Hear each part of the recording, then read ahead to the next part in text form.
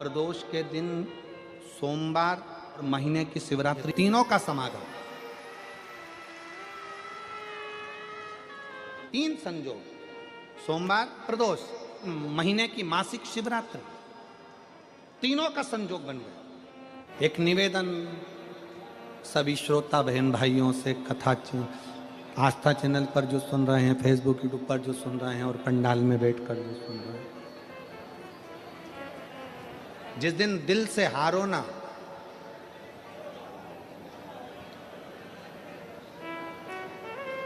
थोड़ी तकलीफों में अगर घिर जाओ, तकलीफें आ जाए, कष्ट आ जाए, तकलीफें जिस दिन तुम्हारे भीतर बहुत ज़्यादा मात्रा में आ जाए, उस दिन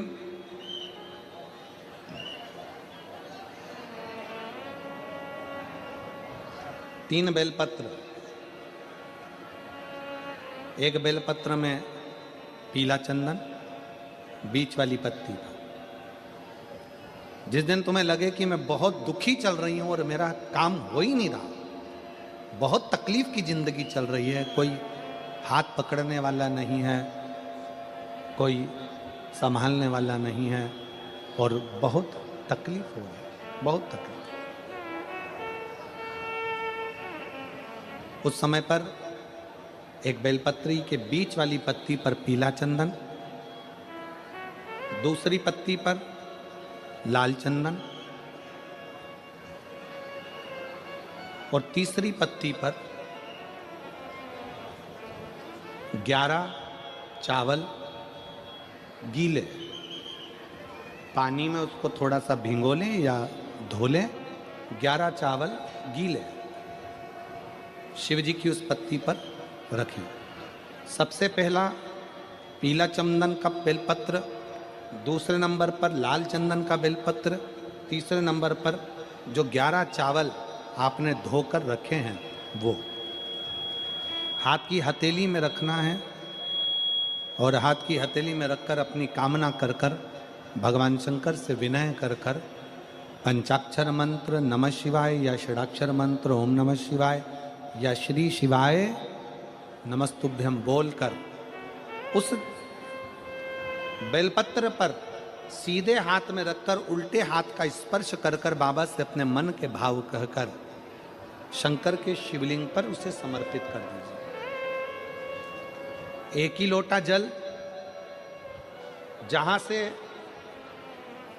जल बहता है अशोक सुंदरी वाली जगह, एक ही लोटा जल जहां से जल बहता है उस जल बहने वाली जगह पर 3 बार उस जल को अपनी कामना कर कर श्री शिवाय नमस्तुभ्यम या पंचाक्षर मंत्र या षडाक्षर मंत्र बोलकर 3 बार उस स्थान पर गिरा दीजिए।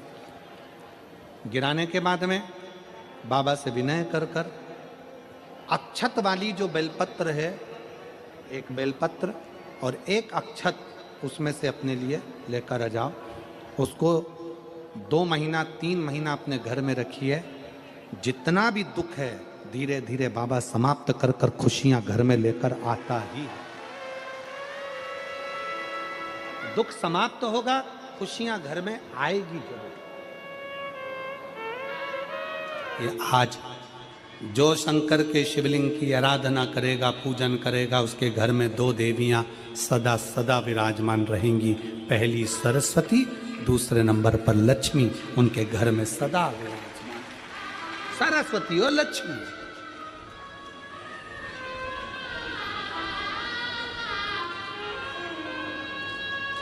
एक देवी का फूल होता है, शायद मुझे उम्मीद है कि आप सब जानते होंगे। एक देवी का फूल होता है जिसको जायसोन या गूलर का फूल भी कहते हैं, घंटी वाला फूल भी कहते हैं, लाल कलर का होता है। काय का बोलते हैं इधर? गुड़ल, गुड़र का फूल, जायसोन का फूल लाल कलर का होता है, जिसमें घंटी निकली रहती है एक छोटी सी, उसमें पीले पीले पीले पीले ताने रहते हैं।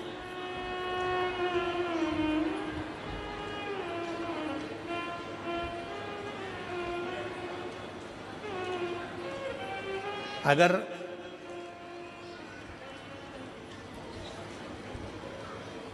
मान लो कोई बेटा बेटी कोई लड़का लड़कियां, कोई बेटा बेटी, नवयुवक बच्चे या बहुएं या कोई अन्य व्यक्ति भी कोई कार्य चालू कर रहा है। मान लो कोई कार्य आप चालू कर रहे हैं, एजुकेशन के लिए बढ़ रहे हैं, या आपने कोई लक्ष्य बनाया है कि मुझे इस कंपटीशन एग्जाम में बैठना है, इस कंपटीशन एग्जाम में बैठना है और मेरा इसमें पास होना जरूरी है,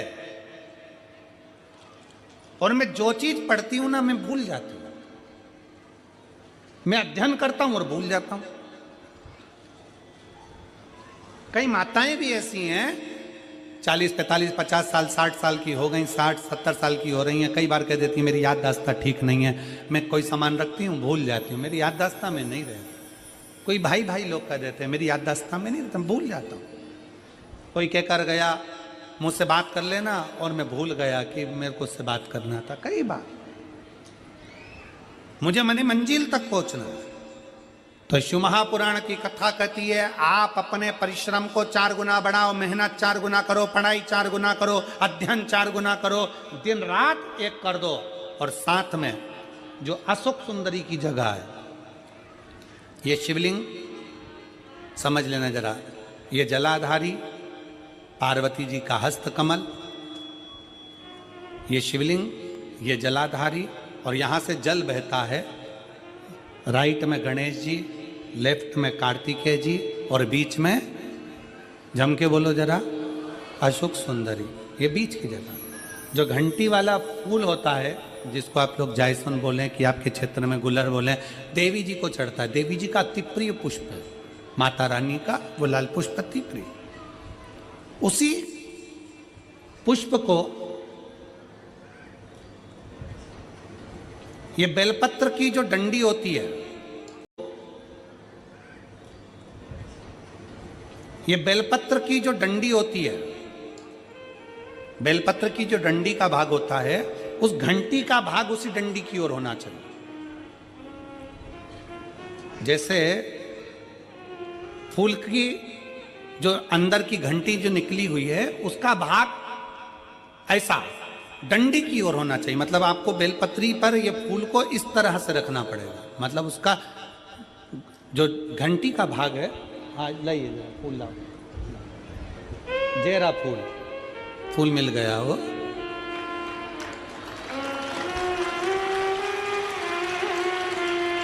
फूल मिल गया।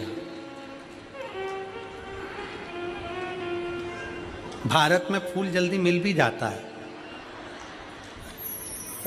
मिल गया। अब ये फूल और इस फूल की जो घंटी का भाग है वो इस डंडी की ओर हो, हमारे डंडी के साइड।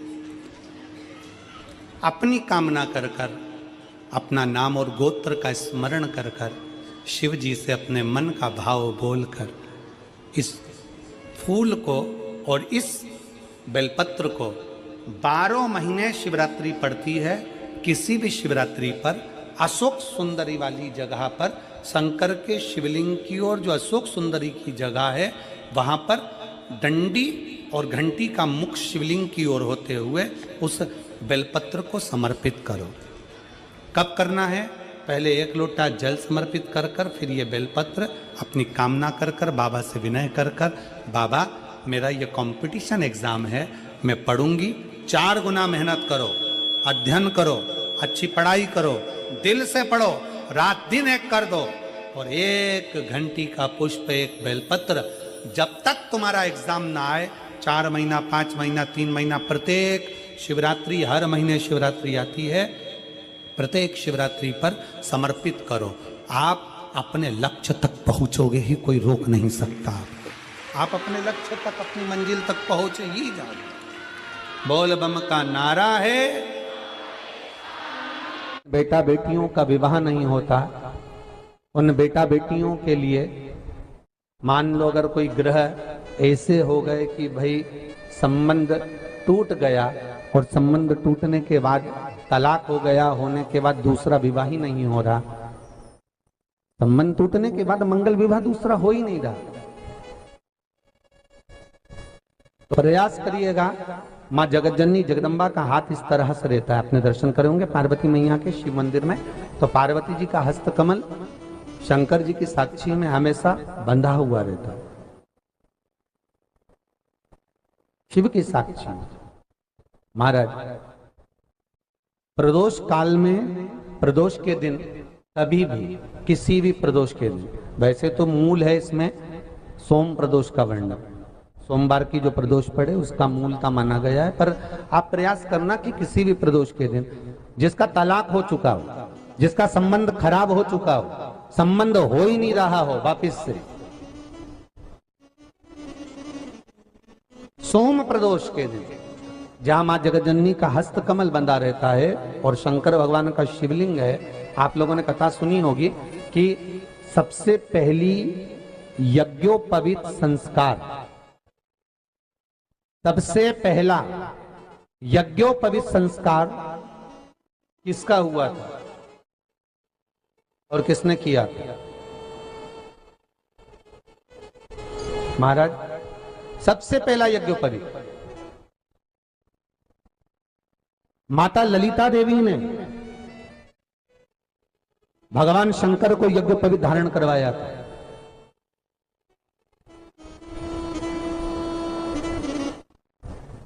मां ललिता देवी ने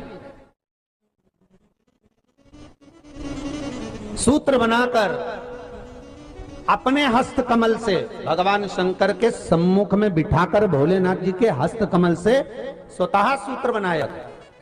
भगवान शंकर प्रसन्न हो गए थे, बहुत प्रसन्न भोलेनाथ जी, इसलिए शंकर भगवान ने ललिता देवी को 2 वर दिए थे, एक किसी का अश्रु नहीं देखूंगा, दूसरा जो यज्ञोपवीत समित समर्पित करेगा, यज्ञोपवीत का भाव जो मुझे देगा उसके जीवन में बाधाओं को हर लूंगा। इसलिए आज भी हिंदू धर्म में देवताओं को जो यज्ञोपवीत चढ़ाया जाता है वो उलझा हुआ नहीं होना चाहिए, देवताओं को जो यज्ञोपवीत चढ़ता है उसको सुलझा कर चढ़ाया